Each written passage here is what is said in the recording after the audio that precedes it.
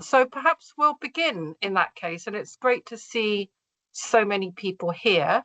And I think people from all over the world, both artists from the present and the previous iterations of the exhibition. So my name's Susan Newman, and I'm a professor here in economics at the Open University, and also part of the This is Essential Work exhibition team.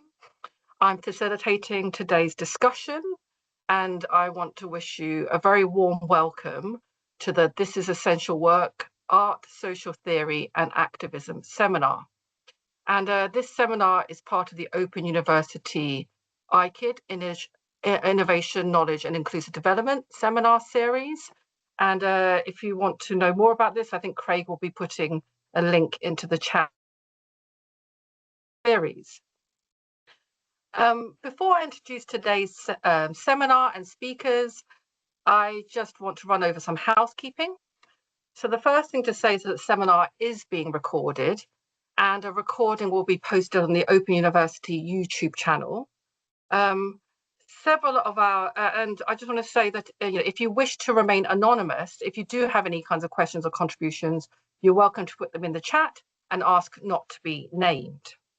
And you can follow us to learn more about the work, our work in IKID and future seminars, and follow us on X at intdev_OU, which is all being shared in the chat. So the other thing to share, which is unusual for our seminars, is that we are trying to support some translation. Several of our speakers will be speaking in Portuguese, and we have Yara Rodrigo Fowler translating Portuguese to English on this main channel. And behind the scenes, we have Barbara Arujo Mercado, who's translating English to Portuguese for several of our contributors. We're really grateful to have you both here supporting this webinar.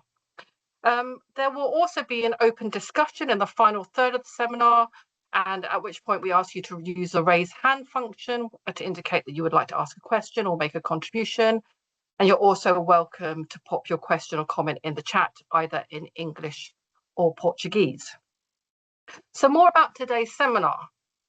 In today's seminar, artists from the second edition of the This is Essential Work exhibition will be in conversation with theorist Rebecca Carson to explore questions of social reproduction and the potential offered by encounters between art and social theory to catalyze collective action for social and political change. Rebecca Carson is a theorist working in Marxism and philosophy.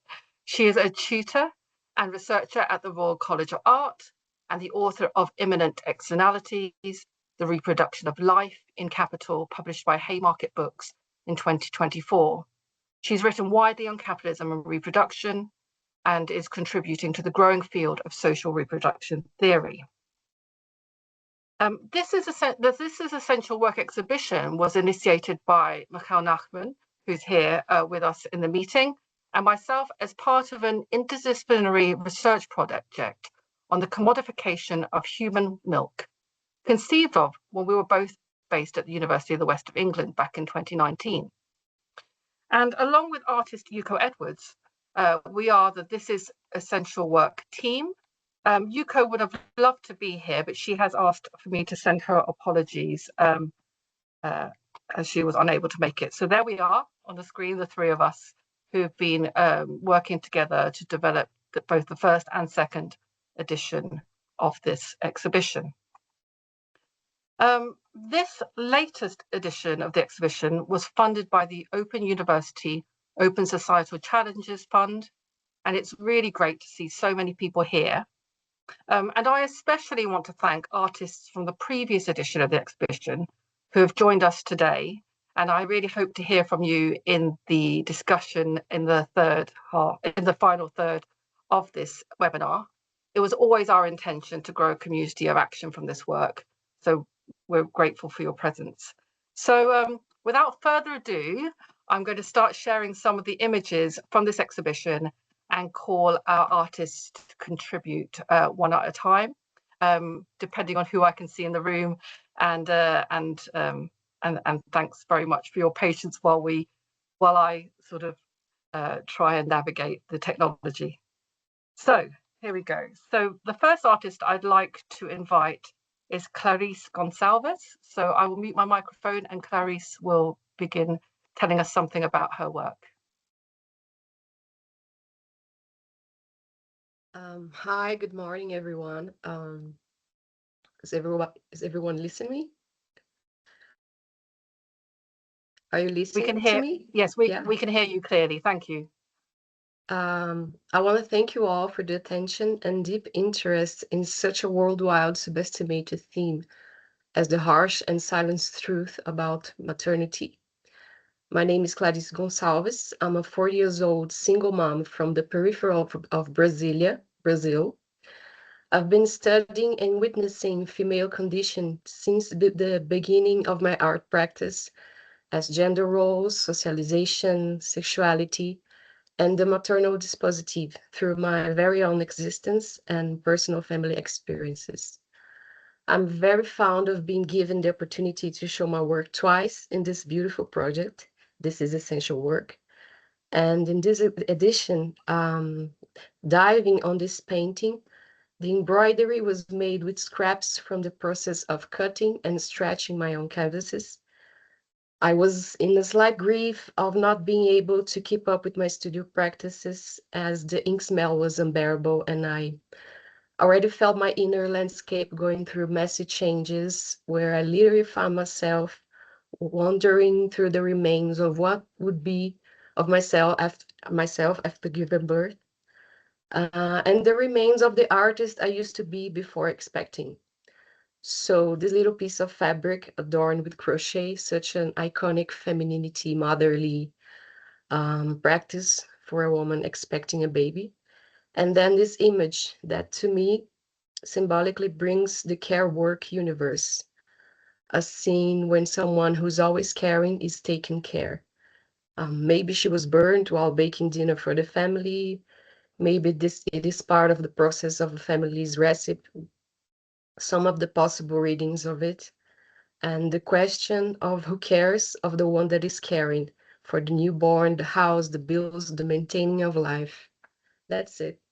Thank you. Thank you so much, Clarice.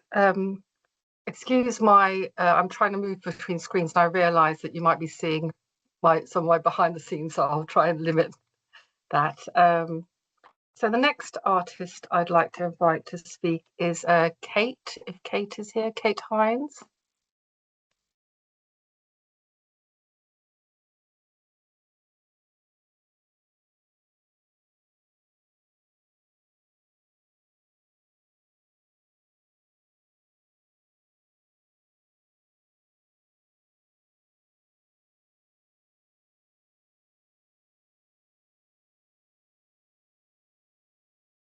Apologies, Kate. I think maybe Craig will need to unmute you. Craig, would you be able to unmute Kate? Just bear with me a second.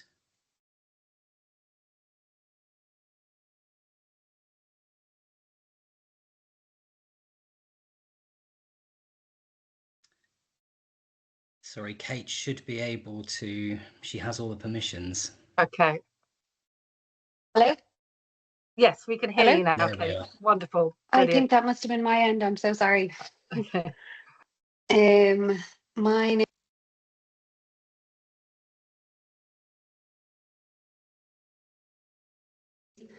name and her work was beautiful. My name is Kate Hines. I'm an artist from Ireland, and I have an interdisciplinary practice which encompasses installation, painting, drawing, and animation. This work here is an oil painting that I did last year. My work tends to come from my life, and I'm very engrossed in, I'm currently 6 months pregnant and I have 2 kids.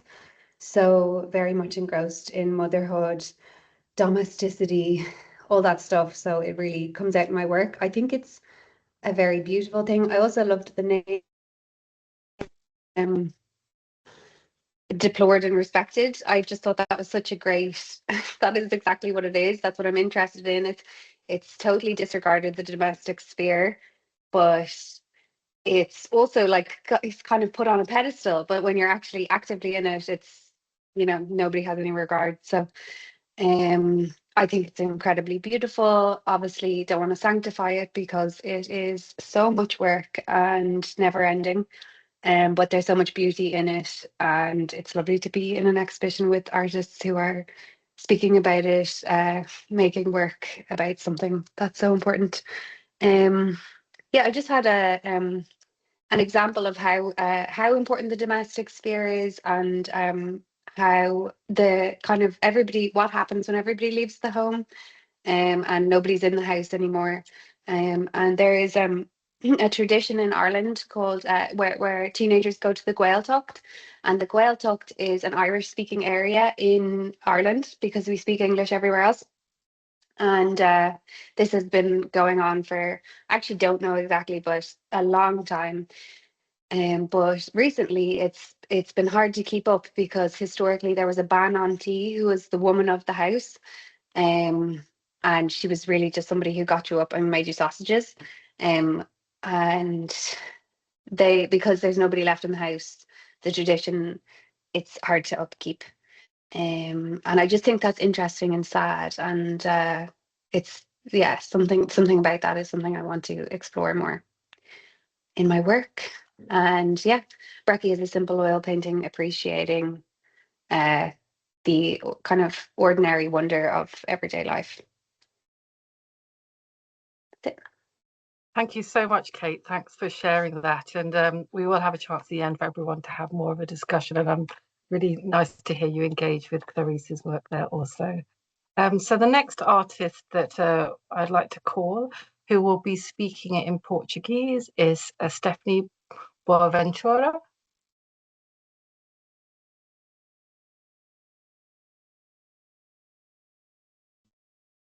Hello, everyone. Do you hear me?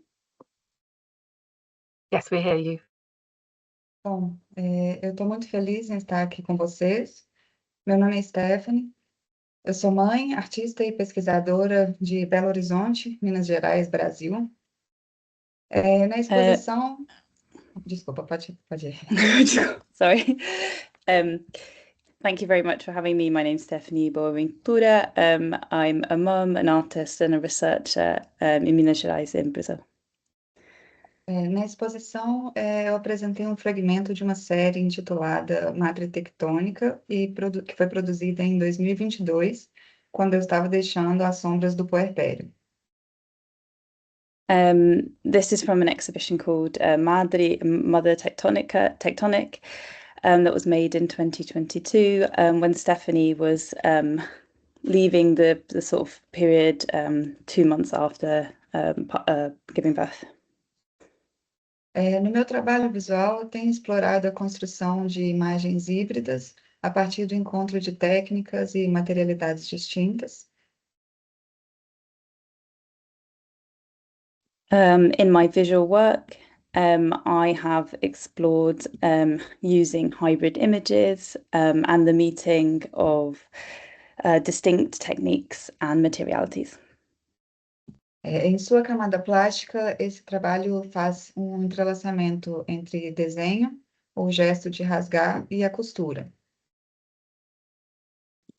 So in its sort of plastic level or element, this work brings the interlacing of drawing, the ripping gesture and sewing.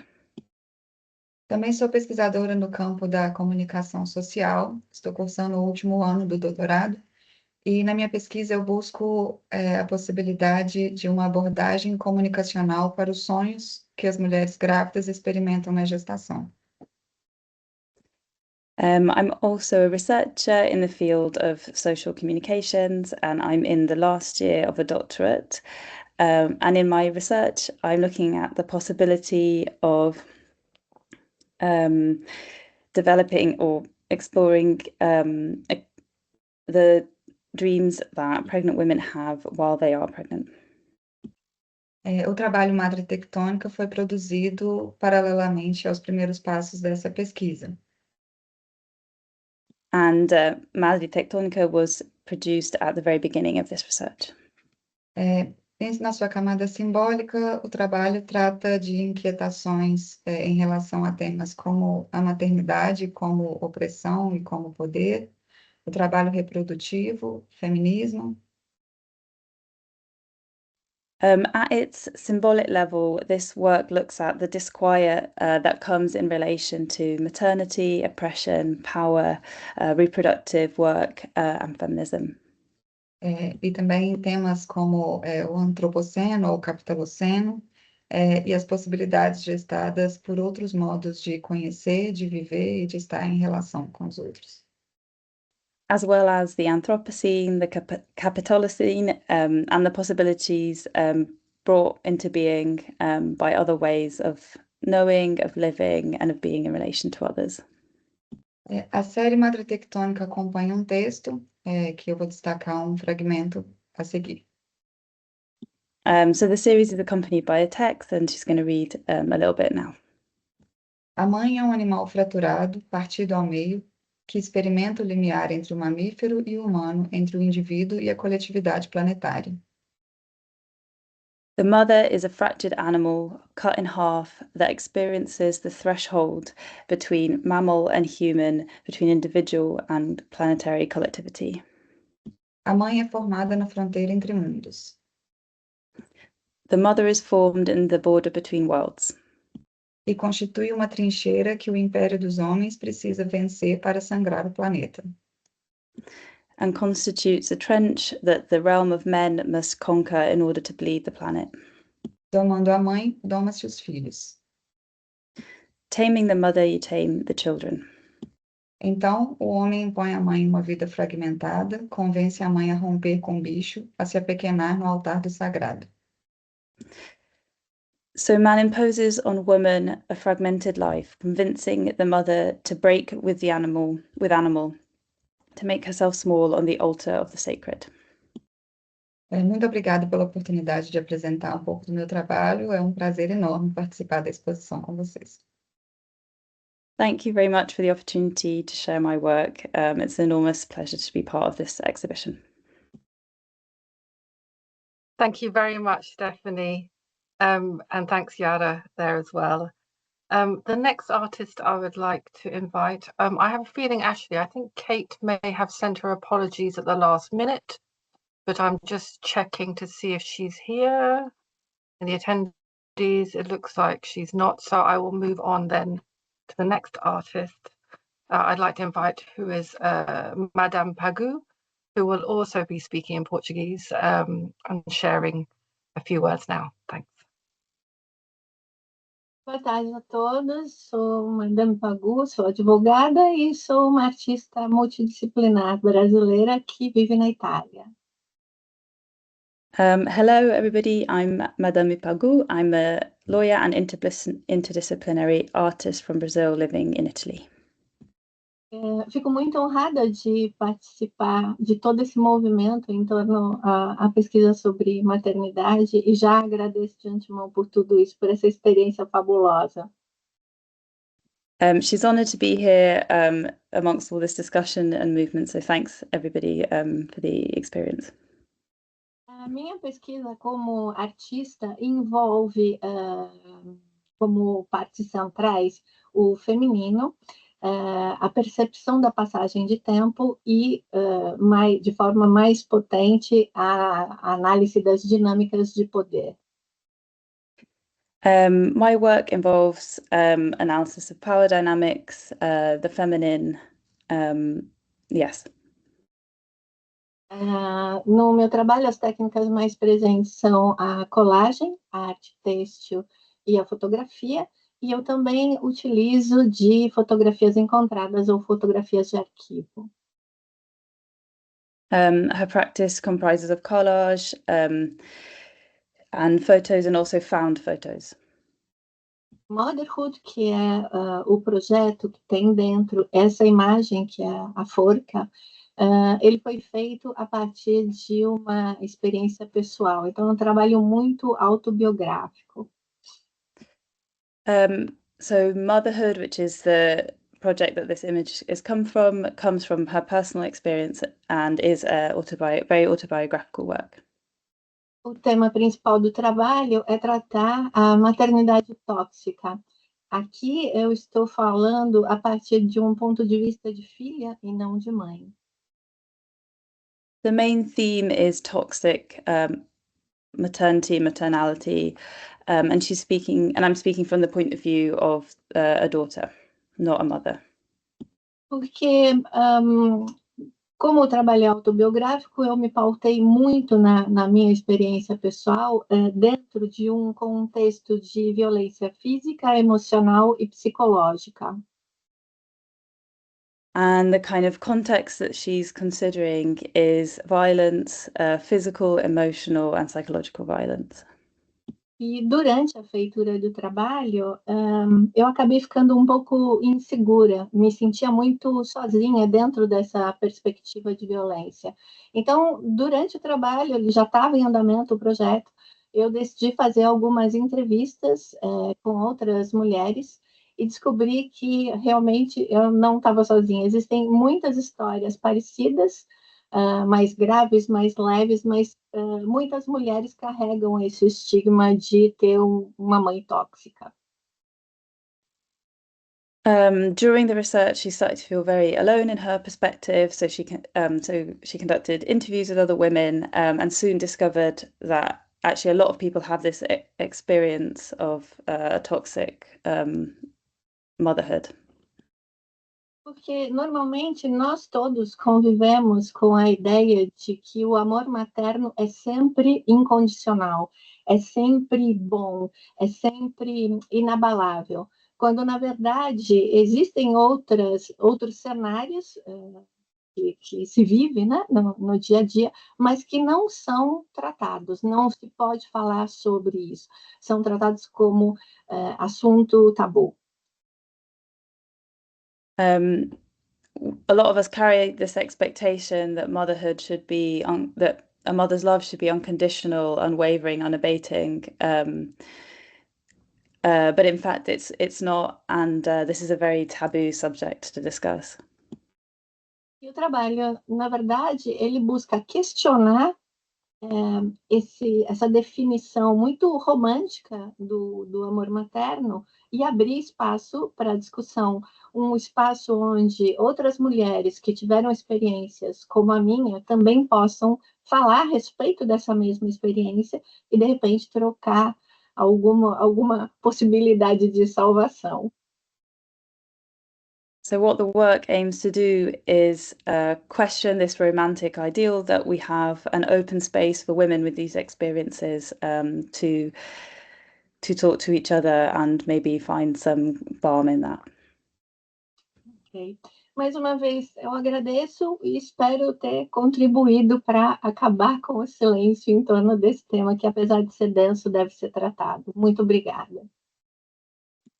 Thank you very much for listening, and I hope to have contributed to sort of opening up a dialogue around this really important topic. Thank you very much, Madame Pagu and for Yara for translating. Our next speaker is our next artist who would contribute is Maria Jose Carvalho. Maria?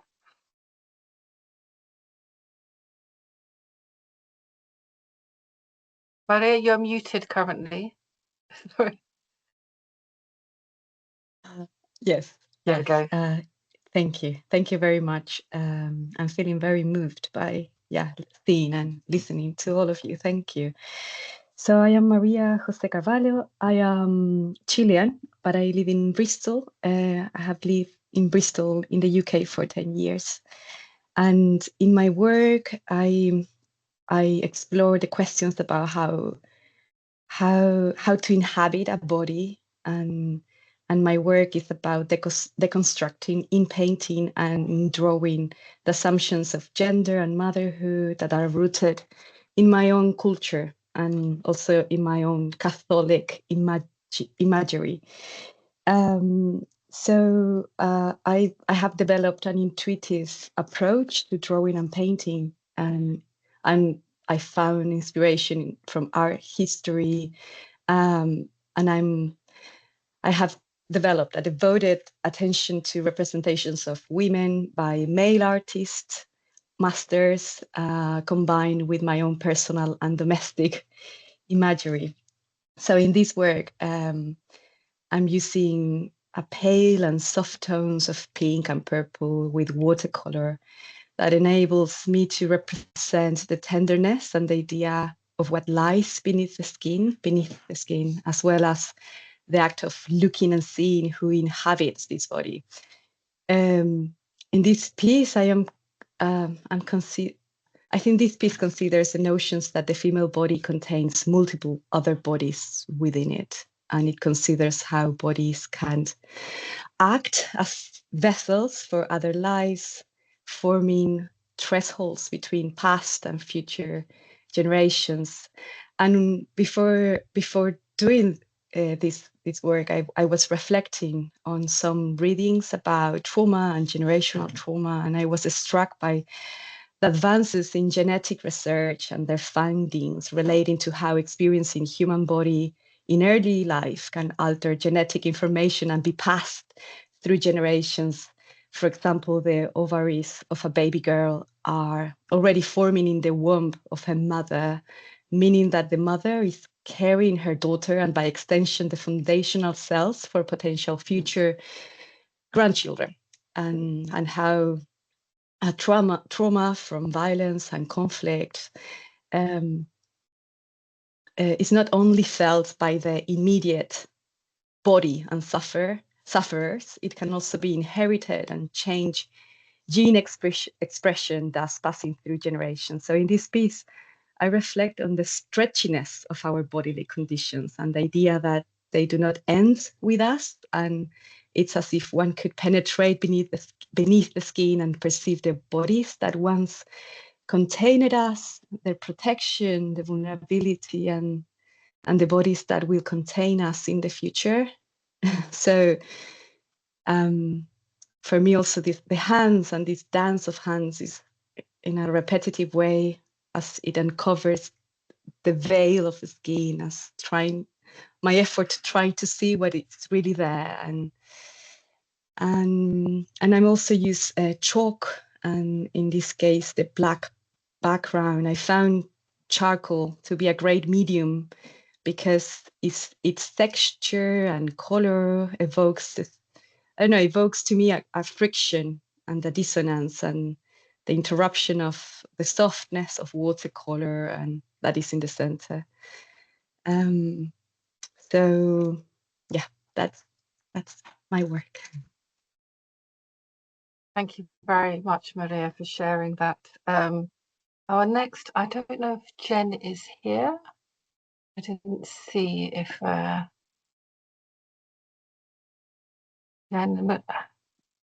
McGowan's our next on the list, but I don't think Jen's been able to make it, so I'll move on to the next artist in the queue.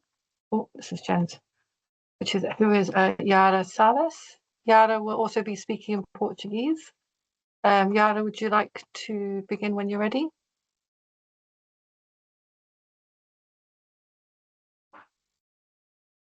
Olá, bom dia.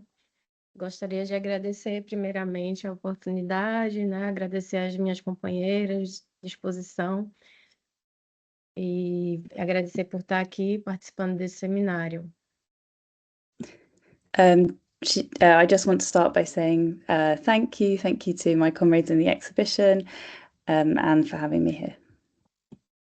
Eu sou mãe de Ernesto, sou artista e pesquisadora, sou brasileira e eu costumo dizer que eu trabalho no entre dança, entre performance, entre artes visuais, entre maternagem.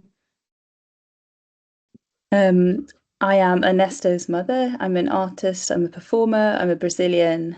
I tend to say that I work in between dance, visual arts and performance.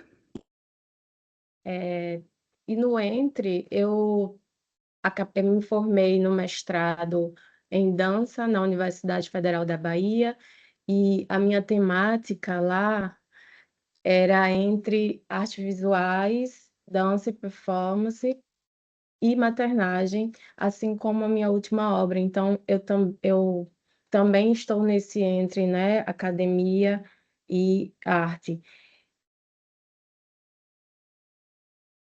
And so she has a degree, I have a degree in visual arts, in dance, in performance, in maternagem.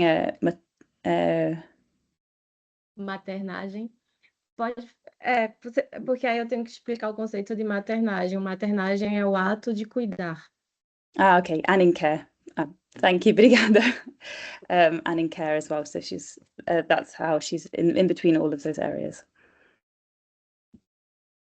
Eu queria uma pausa. Eu tô bastante emocionada com tudo que eu tô ouvindo e me vem, né, várias memórias, principalmente do que eu tenho vivido nos últimos dias. She would. Oh, Não, pode falar. okay, obrigada. She just wants. I want to pause. I'm feeling emotional. I have.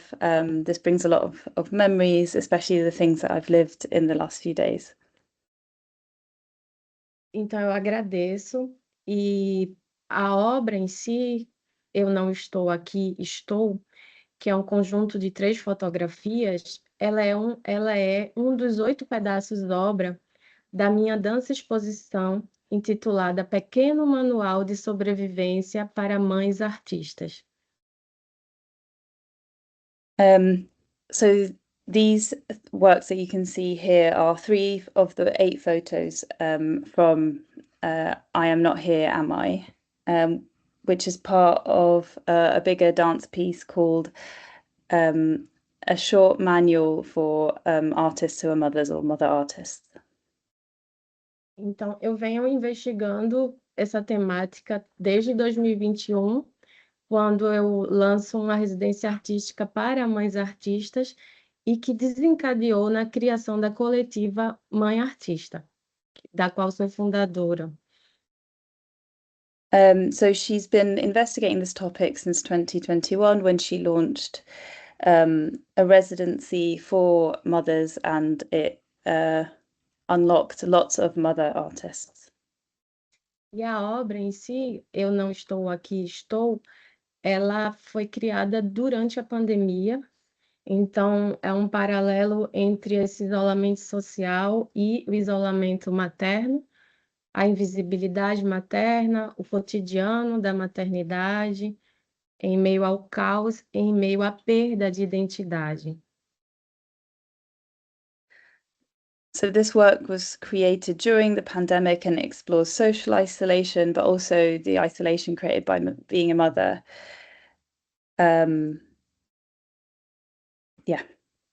Então, é o olhar nas fotografias, né? A gente percebe o olhar da performer, que olha diretamente para o espectador como quem busca cumplicidade e mantém um diálogo direto.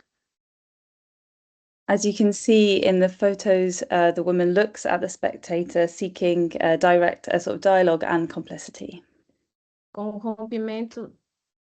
rompimento da quarta parede, convida o observador a entrar na cena, a estar implicado de alguma maneira na situação que ali acontece.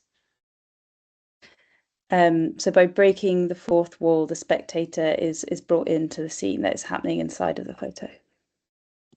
Chama para a coparticipação, para maternar junto. It calls for co-participation to mother together. Às vezes um pedido de socorro, às vezes apenas um diálogo, uma canção de ninar. Sometimes it's a cry for help, a dialogue, or a lullaby. Agradeço novamente. Muito obrigada. Thank you again. Thank you very much. Thank you so much for sharing and for your beautiful work.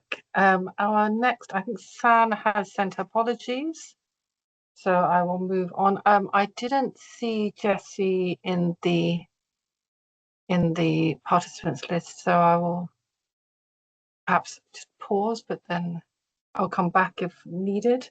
But I know that Caroline is there. So Caroline, would you like to share next? Hiya. So hi, I'm Caroline.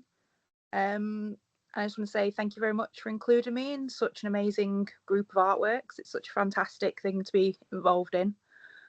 A lot of my work is about figuring out how I fit into the world, sort of as an artist, as a mother, and as a woman in general.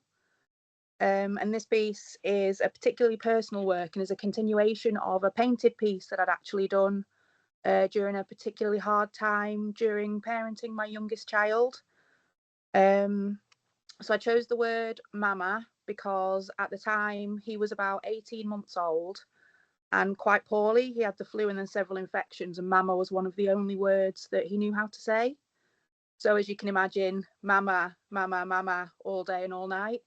So I realised that I needed a way of sort of expressing my frustrations and also kind of my guilt at how I was feeling, at sort of the frustration I was getting at being the primary parent and always hearing the word mama. And I'd got to a point where that word was, I was actually fearing hearing it again rather than looking forward to it.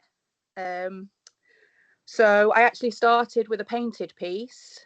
And by doing that, it was like a good way of relieving both the frustrations, and also it was quite a physical way of doing it. So I found that it ended up being quite like a meditative thing for me, so that when I then went home to my child to look after him again, I was in a much calmer state. So when he had gotten better again, I decided to revisit the idea and do it in stitch, because stitch is more my background and I quite enjoy using stitch in all of my work because I think it is an overlooked art form. It's looked down on as sort of women's work and not really ever included as often as it should be in the fine art world. And that's something that through my work I'd quite like to have a conversation about, why things that are seen as women's work is looked down on.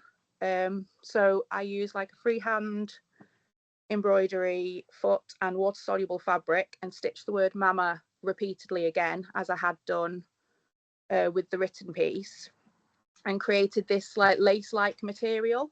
And again, I actually found it to be quite soothing and meditative, doing this repetitive motions over and over and over. And I quite enjoyed doing that. And it gave me some space and time away from my parenting duties to do something that I enjoyed, do the art and do the sewing. So then I just kind of, it grew and grew and grew. Every time I had a bit of spare time, or every time I needed some time to myself, I added a few more mamas, did a bit more stitching. So at first it kind of, I thought it was going to be a way to sort of brand myself and sort of accept that I am mama and that's all I'm going to be. And it actually ended up being a really good way of giving myself like the permission to take the time and the space in my own life to be more than just mama, to be an artist and to be a woman on top of that. So since this picture was taken, I've actually added to it again and again and again. And it's actually probably tripled in size, and has kind of, I've come to think of it as my statement of intent to actually take up space instead of shrinking myself down in the way that's kind of expected from me now that I'm a mother in society. Thank you very much. Thank you very much for that, Caroline. I think we have either 2 or 3 more artists before we move on to Rebecca. The next artist I'd like to call is Helen Bath, please. Hi, hopefully I'm heard. Let me know if not. So I'm going to talk about both of these works. I'm a sculptor based in London. So I'll just talk briefly about the 2 pieces of work on the screen. So the one on the left of the screen, Stack, this work was made I guess it's made in response to the kind of relentless and mundane tasks that come with motherhood and caring responsibilities. So what it is, it's the casts of the insides of folded washing. So I carefully stitched along the fold lines and then individually filled each of those sections with jesmonite, and then peeled off the clothing, leaving this pile of forms. So there's 20 sections to it, 20 bits stacked on top of each other. And as they were cast on top of each other, they fit together exactly in sort of one immovable lump. Or I kind of see it as a burden. It's heavy. So although it's not that far off the ground, it still has an accumulative weight. So it was a huge amount of labour to make, of course, far more than folding a similar stack of washing. And I guess I saw it as a sort of monument to this labour, the invisible labour that goes on continuously. But I think there's also a tenderness of caring in the surface, and the retained texture and colour from the clothing hold a intimacy. It doesn't. For me as a piece, it doesn't seem to complain about the labour. The colours and patterns are almost joyful, as though the monotony of the task provided a space for daydreaming. Oh yes, just seen someone's comment that jesmonite. Yeah, jesmonite is it's like plaster, but it's slightly stronger, and it has a sort of resin component. The second piece on the right is called Bust. So this one is when I stopped breastfeeding my second and youngest child. For some reason, I filled my maternity bras with concrete. So what you're looking at are the two cups from each bra stitched together and cast on the end of a long rope. I'm not entirely sure why I did it. It was kind of an instinctive action, but it was quite empowering at the time. In retrospect, I think it was probably both celebratory and at the same time grieving for the end of that period. I called the work Bust for obvious reasons. I think it's a visceral and bodily word, as well as strong and feisty. Of course, it can refer to one of the sculptural portraits, but also can mean broken and at the bottom of one's reserves. And I have another series of cast bras, but they're not maternity bras, and they're interestingly entirely different in feel and presentation to these. These ones hang like a weighty pair of boxing gloves. And they resemble various body parts. They look soft, but they're rock solid. They're heavy with concrete, which, although it retains all the intimate details of the stitching and fabric, it's a very sensitive material, but it's always thought of as a brutal building material. So yeah, not feminine or nurturing at all. Yeah, that's it, I think. Those are those two introduction to those two works. So thank you for inviting me, and thank you for listening. Thank you so much, Helen, for that. Hearing everyone speak really brings the work alive for me. So I think our next artist, I think Kate has had to send apologies. So I'd like to invite Charlotte Warren Thomas. I'm not sure if Charlotte currently has the ability to unmute.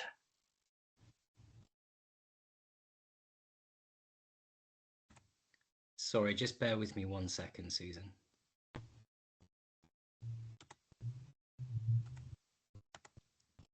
Hey, Charlotte, you should be able to access now.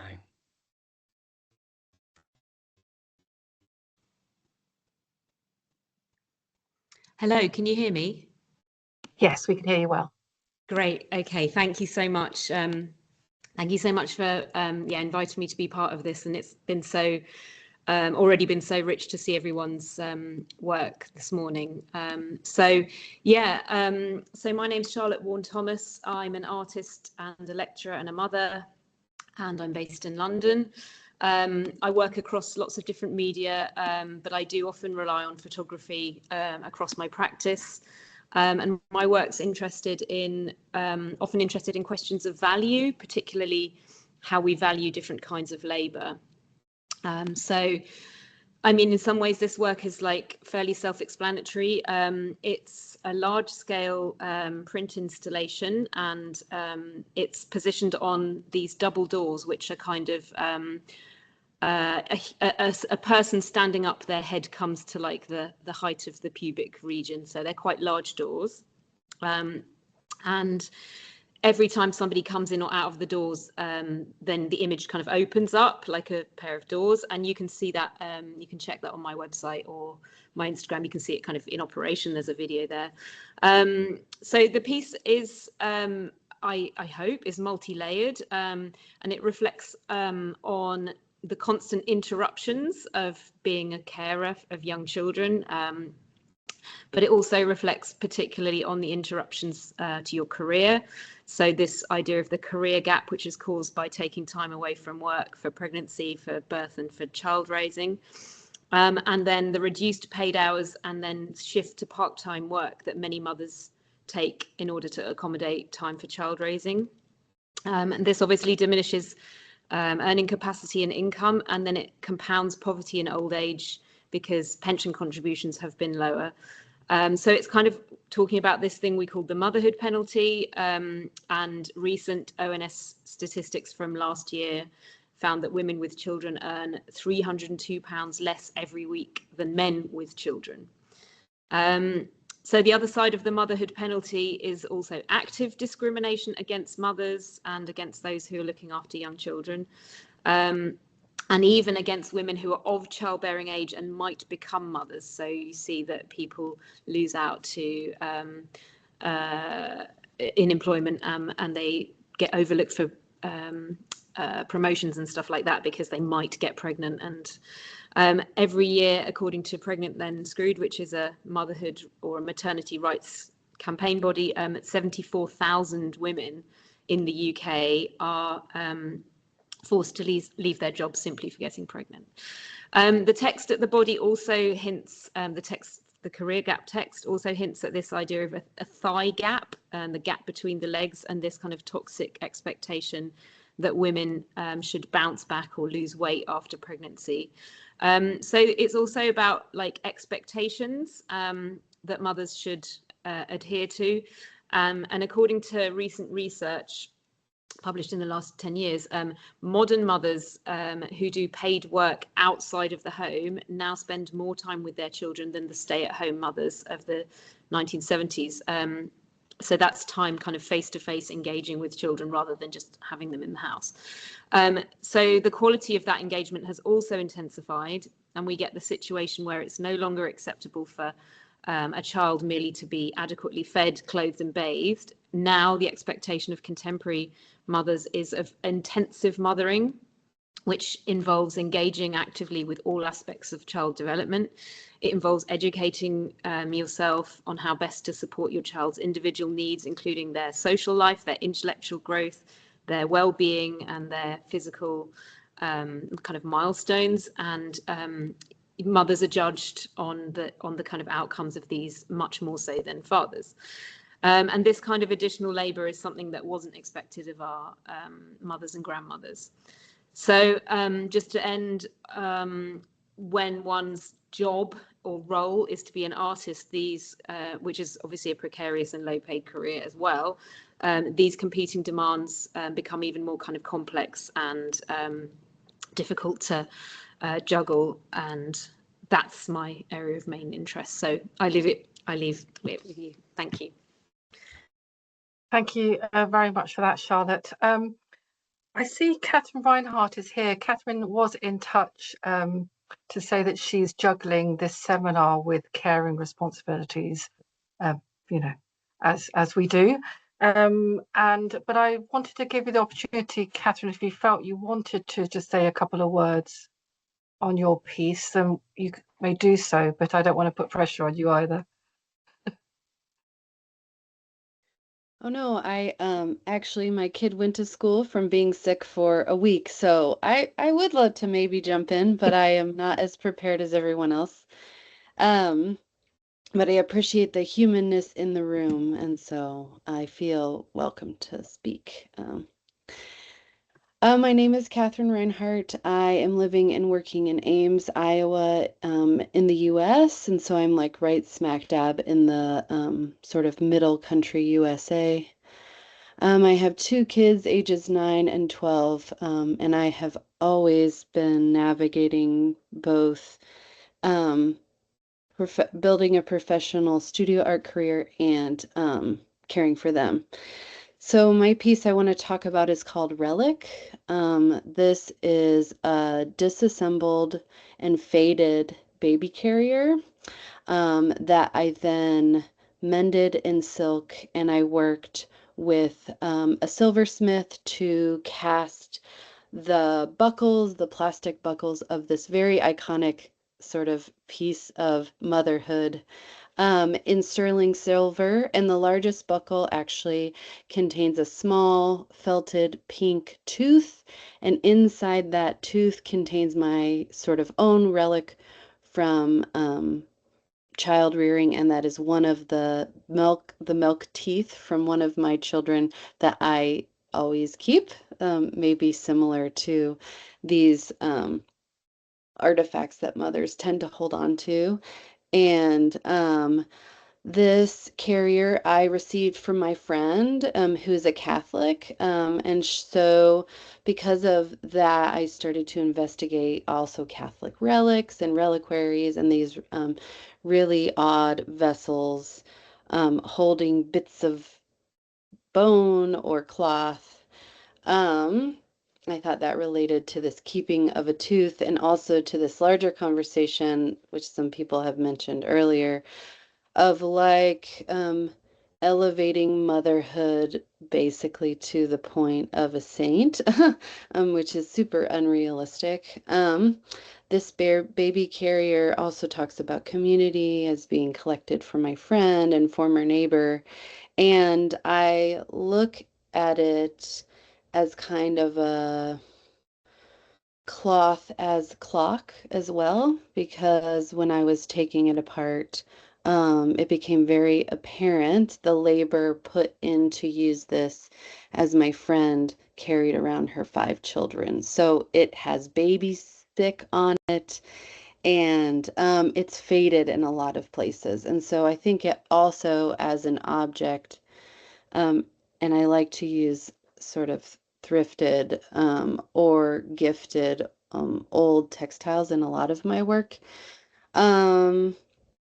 It's a kind of holding space in the gallery for brokenness or for damage. And I think this relates to maybe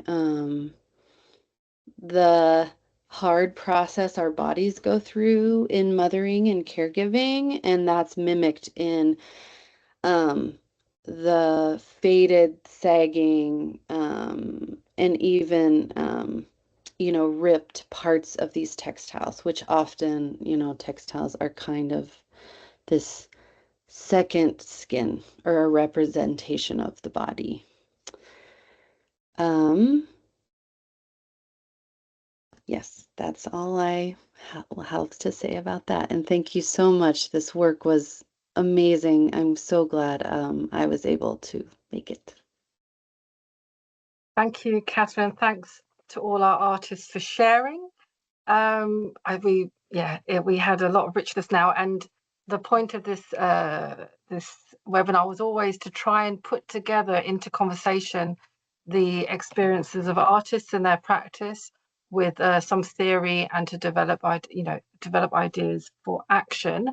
So I'd like to invite now our speaker, Rebecca Carson, who's a theorist in Marxist philosophy and social reproduction theory, who will speak for another 20 minutes or so and engage with the art, and hopefully we'll still have a few minutes to open up the discussion.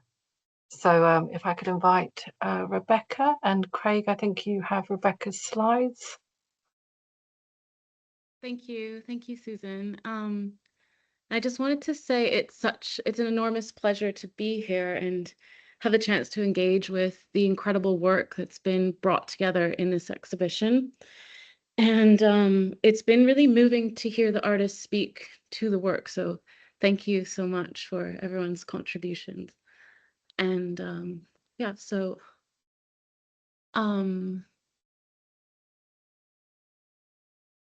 I wanted to start out through drawing out theoretical considerations within Marxist feminist theory of social reproduction, where reproduction is both internal and external to capitalism. And so in doing so, I want to animate the political arena in which the artworks in this exhibition function. The works included not only render visible the paid and unpaid, racialized, gendered toil compelled by capital through necessary life-making work or care, they also crucially, I think, offer clues as to how these sites might be mobilized for anti-capitalist struggle in and through the material processes and aesthetic experience. So I'll sketch out my conception of social reproduction theory by explaining key concepts that I've developed in my book, Immanent Externalities. And these concepts collectively form a method for understanding the relationship between capitalism as a social form and the reproduction of human life and nature, where gendered and racialized reproductive labor and care move between conditions of paid and unpaid labor. My orientation to social reproduction is rooted in the critique of the relation between capital's abstract accumulation of profit, which is premised on the exploitation of labor power, and the concrete conditions of life and nature. And so thinking about the separation between production and sort of the realm of reproduction and how the domestic sphere fits into that. To think about the dynamic of capitalist reproduction through the artworks included in this is essential work. I'm first going to focus on how the works point to the ways gendered experience is shaped by capitalist abstract social form in a section titled Abstract Domination. This will be followed by a study of the forms of critique the artworks offer on the family form within capitalism. And then lastly, I'll look to the realm of production with specific focus on how the shifting nature of production in the 21st century, characterized by deindustrialization, global outsourcing, and automation, reinscribes forms of race and gender domination. And when going through those sections, I'm going to refer to a couple of artists in each section. It's 5 artists in total that I'm going to look at, but the ideas that are brought up in this response, I think, speak to the exhibition as a whole. So the first section, abstract domination. Capitalist social form consists of the circulation of value or abstract labor between forms of appearance such as money, labor, and commodity. It mediates the production and reproduction of concrete life by disciplining human bearers of these forms to comply with the movement towards profit. By analyzing how the circulation of value as abstract social form shapes the conditions of possibility for the reproduction of life in both daily and generational renewal, we can better locate where the reproduction of life imposes limits on capitalist reproduction, as life-making, qua life-making, is a non-capitalist endeavor. It is in this space that these limits, where socially reproductive labor can be harnessed for anti-capitalist aims. And so it's looking at this realm of the reproduction of human life and nature as a contradiction in tension with capital, and therefore a site for political possibility. Gendered and feminized lived experiences of unpaid toil typically sits within this dialectical tension. They are directed towards labor power reproduction through hidden, compelled forms of capitalist domination, and at the same time consisting of a multiplicity of forms of practices, as well as emotional and subjective effect that cannot fit the abstraction of gender that capital relies on to mediate the reproduction of labor power. An aesthetic and material consequence of this is that the impersonal abstractions of global capitalism cannot be captured by the naturalist realism of traditional narrative, but require a fractured approach that grasps in fragments and snapshots the hidden causalities and relations shaping social reality. And I think that fragmentation or like discontinuity and temporality was worked out in really interesting ways across the artworks in this exhibition. In particular, Madame Pagu's work Aforca 2021, fragmentary method is deployed through collage, provoking reflection on the dialectical tension between disconnection and social continuity at play between the abstract and the concrete in capitalism. So just thinking about how like bringing in collage shows that these sort of like these elements of life and traces of life have been disconnected, but in practice become connected in ways that aren't necessarily obvious. And the work helps us to think about that. By pointing to violence and not care, the work, or violence as in a part of care, the work further gives a strong critique of identification with gender's mediating force, combining ideological analysis with this formal reflexivity through collage. Here, the personal is mediating not just the social, but geopolitical, the social, geopolitical, and economic through bringing together these discrete realms and also pushing back against the kind of forms of identification, gender, binaries in capitalism are evoking abstractly but not functioning concretely. From another perspective, again addressing the multiplicity of concrete experience in their tension with capital's abstract form, Maria Jose Carvalho's Under the Skin reflects on how embodiment exists in antagonism with its abstract relations. Contra art historical representations of the female nude, the body cannot be contained straightforwardly by established pictorial conventions, nor can a body be an adequate representation of the lived experience of embodiment. Carvalho's treatment of the body as a threshold depicts the antagonistic reality of embodiment, demonstrating that capital's function of abstraction, determining the appearance of gendered roles and labor power, cannot account for what is ultimately singular. And it was really interesting to hear her speak today also about the intergenerational element to that in the work as well. So next I'm going to move into the second section that's around family form and how these works are intervening in capitalist discipline of the family form. Social reproduction is often used in Marxist feminist and liberal feminist discourses to mean the reproduction of labor power, human life, or simply life-making. My usage differs. When I refer to social reproduction, I'm referring to the reproduction of capitalist social relations as a whole. And the usage of this term in the work of Lise Vogel's writings extends Marx's method in Capital, where production is internal to reproduction. And the reason for doing this is there's a merit in considering capitalism through reproduction that lies in an orientation to capital's total social process. And hence this includes everything from unpaid domestic labor to global logistics and not just production. And so like I was sort of pointing to before. Yes? Apologies for interrupting. I've just been asked if you could just speak a little bit slower with some more pauses for the interpreters. Of course. Thank you. Apologies Thank you, Rebecca. for Sorry that. to Of course interrupt. The uses. I'll start. The uses of the term, as in the work of Lise Vogel's writing, extends Marx's method in Capital, where production is internal to reproduction.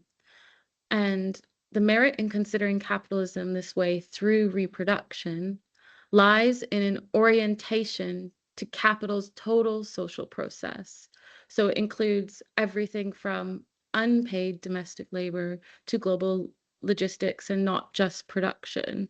And it enables us to better understand the place of the domestic sphere within reproduction. This interpretation claims that understanding the gendered dynamics of exploitation within capitalism is only possible when capitalism is itself properly understood. And this is best achieved by examining the reproduction of capitalism as a whole first, without starting from isolated, discrete arenas of reproduction, the reproduction of human life or life-making practices that start by assuming certain kinds of units of kinship. Kinship relations and practices will alter significantly across race, class, sexuality, and bodily abilities. So the way gender is expressed and realized in care work, whether it's paid or unpaid, is significantly changed by factors such as race, class, sexuality, and body ability. Yet it is also determined by more conventionally economic motions of capital and the state. The form of state benefits distributed to the cared for instance, and the way in which legal processes govern the distribution of care by enabling value extraction matters. Here, we see value redistributed through landlords, property investment companies, real estate portfolios, and private equity firms via nurseries, care homes, assisted living, disability benefits, pensions, and subsidized housing. Along with Kirsten Monroe, I want to contend that a view of social reproduction as narrowly concerned with gender relies often on a gender essentialism that assumes there is a labor process in general, combined with a household process in general, that seems to sit independently from production within a social formation.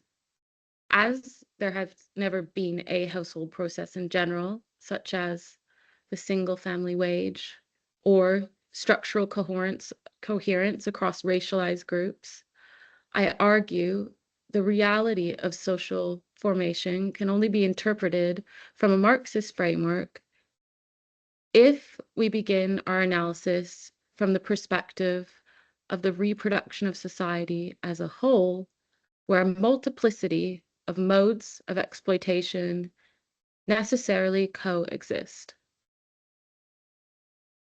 Ira Sales' I Am Not Here, Am I?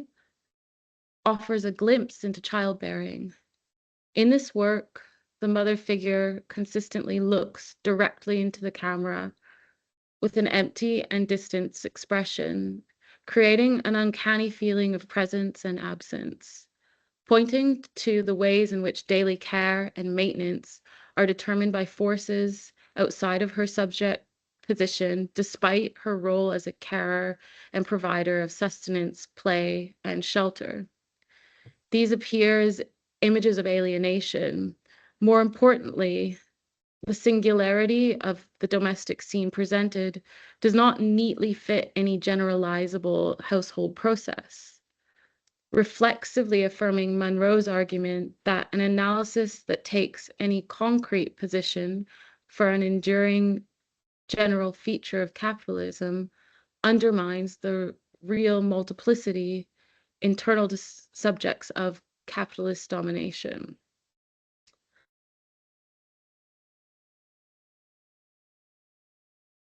Labor power's reproduction is secured both through the purchase of commodities, purchased for their use values as sustenance via the wage, and within an informal economy and the organization of non-capitalist interpersonal relations, where kinship relations work to provide for one another outside in an informal way. So capitalist relations are in contrast impersonal, which are mediated by exchange value or money, versus this interpersonal that I'm pointing to. These relations are regulated through familial, racial, and gendered hierarchies that ensure the reproduction of labor power takes place. Interpersonal relations are determined by state and legal forms, which compel forms of labor, kinship, and consumption to ensure life can be lived. These interpersonal, non-capitalist relations are central to the workings of capitalism and its conditions of reproduction and possibility.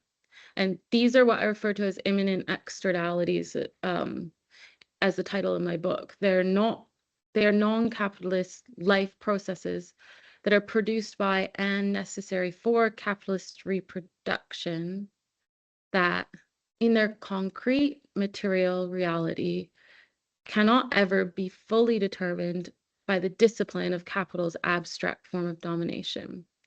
The concrete can never fully comply to its abstract representation.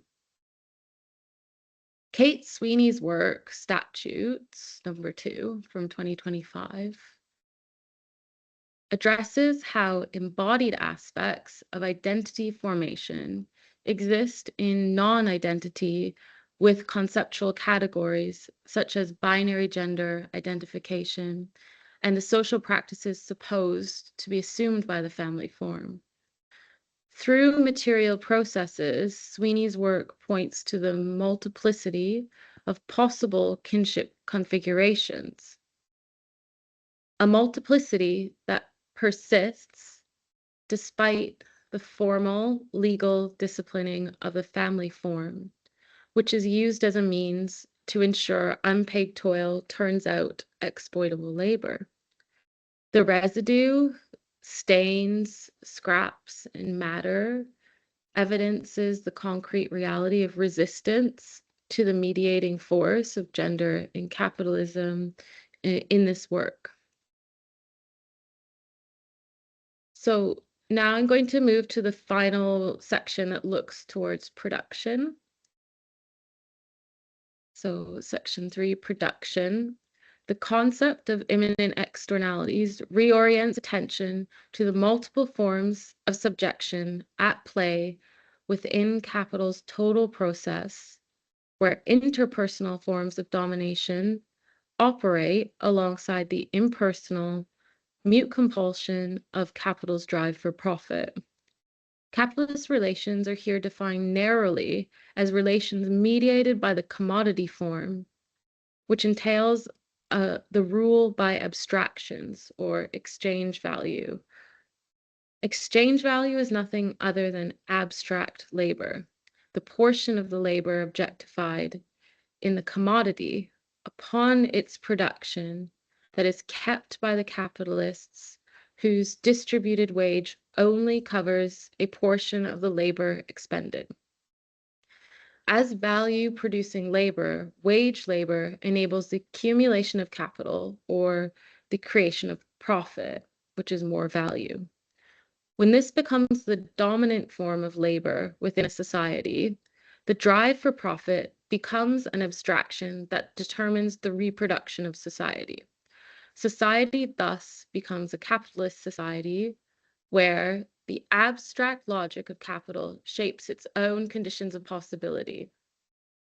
This determines the reproduction of the society as a whole, which includes a plethora of forms of non-capitalist relations of domination that secure its continuity. As Banerjee notes, it's a system comprised of, quote, a multiplicity of forms of exploitation based on wage labor, unquote. And as Paula Varela puts it, within this nexus, quote, working women's specific position lies in being situated at the plexus of the contradictory relationship between production of value and reproduction of labor power in life, unquote. She refers to this location as an amphibious location where quote, women workers are a bridge between production and reproduction, and particularly between social struggles that occur on the multiple and diverse terrains that are part of the battleground of class war, unquote. Jessie Edwards Thomas's photographs in her series Mothers and Machines from 2024 draws on archival photos manipulated using AI, places babies on the factory floor, where women workers have their attention on their waged role within commodity production. This intervention makes present not only the double shift women perform when engaging in wage labor, as well as housework and childcare, but it points to the contradictory nature of production and care work. The two have been separated by capitalist modernity. Formally, the use of AI points to the changing nature of wage work, where AI technologies and other forms of automation have and threaten to further eliminate jobs in production. Pointing to questions around the place of motherhood in the 21st century, one might ask if the technological change brought about by AI might counterintuitively deepen gender oppression. Within deindustrialized and deindustrializing societies, value extraction is increasingly located within the service sector and care work. Class composition is in this context gendered and racialized differently. Gabrielle Wanat points out, quote, in the US labor market, the category called healthcare and social assistance is the largest sector of employment, accounting for about 1 in 7 jobs. Overwhelmingly, it remains women who do these jobs, especially African American and immigrant women. Home health aide has been for many years the fastest growing job in America, unquote. Hence, there is an influx of racialized women employed in low-paying wage work, while masculinized jobs are disappearing, securing women's overburden with the double shift, as masculine unemployment does not correlate with increased responsibility of domestic work or childcare. And so now I'm just going to conclude. To conclude, capitalism separates social reproduction from production, despite the social reproduction's imminence to capitalism. In doing so, capitalist society does not provide for the life-making activities of its human and ecological supports. Labor power is reproduced privately and is indirectly mediated by the capitalist state.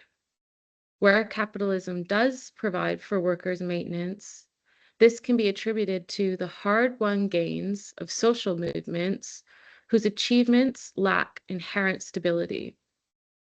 The instability of this provision is evident when looking to the vicissitudes of social reproduction. To name but a few factors, one ought to consider the advancing privatization of healthcare, the mobilization of racism as means for control of labor markets and migration, the non-linear provision of gender-affirming care and reproductive justice, and the ever-changing availability of social security nets and legal protections to uphold the subsistence of human life and nature, as well as the rise and fall of a single household wage as a conduit for redistribution. This is why the work in this exhibition is more important than ever. These concrete, material, and aesthetic interventions are equipped to offer critical insight and resistance to capitalist social form that linguistic abstractions are unable to represent. They disclose what exceeds the forms of capital's appearance.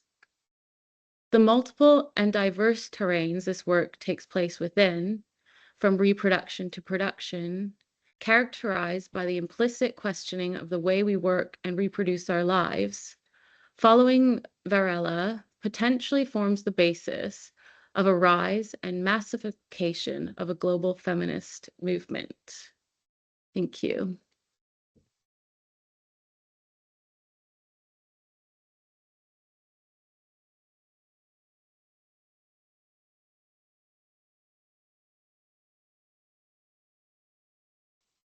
Thank you so much, Rebecca. It's really quite incredible how you managed to fit such depth of analysis and engagement with the work in such a concise way. There's a lot of food for thought there, and I thought really fantastic engagement with the work of the artists. Sadly, my timekeeping is not great, and we have 5 minutes left, which is really not sufficient time for the kind of rich discussion that I know that we would all like to have between the artwork and some of this kind of social theory and analysis. So it does feel very much like food for thought for a deeper conversation further on. I would like, I'm just going to say a couple of things, and I would like to just offer, if anyone did have anything really burning they wanted to share or ask, then I would like to offer a couple of minutes for that if you want to raise their hands, so you can indicate that. I would very much recommend Rebecca's book, Immanent Externalities. It's excellent. It's, I think it's really important the way in which this analysis is really rooted in the way capitalism works, first and foremost. And I think that is really clearly how, what will inform us best to act and resist and reshape the world in a fairer and more sustainable way. So I was just going to put into this is my terrible, my technical language. There we go. There's a link to Rebecca's book. I also want to just share that, add the link to the exhibition, our Instagram account, and also some writing that has been done around the exhibition, and also writing we've done in relation to other artists' work, including the brilliant Conway and Young, who I think Jesse's in the audience here. This is just really to encourage people to sort of write and talk about this stuff, both within the world of art, but also academia and activism. And I would be really grateful if anyone was interested in writing something for a blog piece or anything on the exhibition, to critically engage in it. We know that we haven't answered all the questions. We've barely begun to scratch the surface, and there's so much more to discuss and debate, and we really would love you to engage in that. So I see, I will let Rebecca sort of come back with the final word before I say goodbye, but I see that Madame Pagou has her hand up. So would you like to just come in briefly? Vai ser com você, Bárbara, ou com Yara? Ok. Eu posso fazer, que a Bárbara já fez muito. Eu queria fazer uma pergunta para a Rebeca, que eu achei fantástica a exposição dela. Pensando na maternidade como um parâmetro de sustentação dos sistemas, incluindo aí o capitalismo, eu queria saber a opinião da Rebeca, como é que ela vê o não exercício da maternidade, como isso, e esse não exercício de forma voluntária, como isso poderia comprometer a construção sociocultural econômica do mundo ocidental atual. So a question for Rebecca, based on your sort of proposition of motherhood as a model for production under capitalism more generally, what is your position? What is your opinion on the sort of voluntary people that choose not to become mothers, and how that could compromise Western capitalism? I hope I've done justice there to Madame Pagou's questions. I don't know if there are any other brief questions before I let Rebecca come in on all of that. Okay. Before I forget, I'm just going to want to express my huge appreciation to Barbara and Yara for all the work. Barbara, I've noticed from the flashing on my other screen that she has been constantly translating for the artists in the other meeting on audio. So I do really want to just really much gratitude to both Barbara and Yara for all that work to allow our artists to engage in this seminar. Okay, well, if there's nothing else pressing, Rebecca, you have the final minute. Oh yeah, thank you. And thank you, Madame Fagu, for your question. I'll answer your question really quickly because we don't have very much time, but I think it's such an important question. I'm currently working on aging societies and demography and capitalism, and it's absolutely right that like, aging societies actually poses a threat to capitalism. It puts a kind of crisis on access to labor power and also shifting dependency ratios.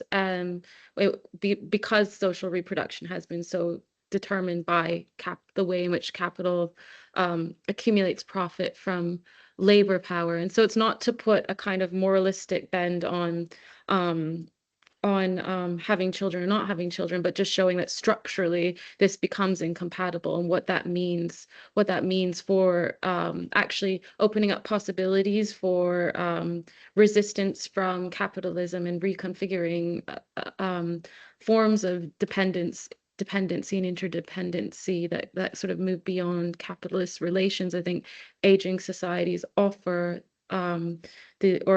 require a kind of shifting. Thank you. Thanks so much, Rebecca. Thank you to everyone who's come here today. Thanks to every artist for your incredible work and the time that you've spent to prepare and be here. Yeah, and I really hope we do find more opportunities to continue this conversation and discussion and to organize and act together. So yeah, please share a round of virtual applause for the speakers, and we'll see you next time. Thank you.